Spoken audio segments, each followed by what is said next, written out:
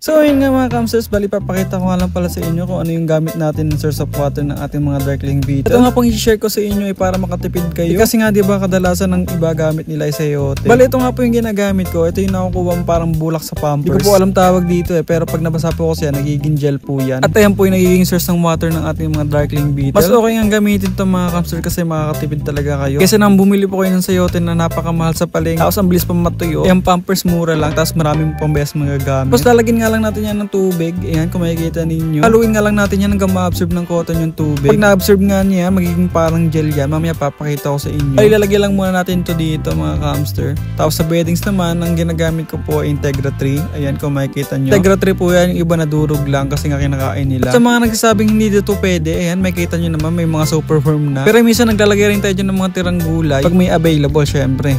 Tapos ayan yung ating mga darkling beetle. Napakadami. Sa ilalim lang. Ayan guys. So, available nga din yan pala sa atin mga camster. PM lang kayo. So lagay na natin yung ating gel.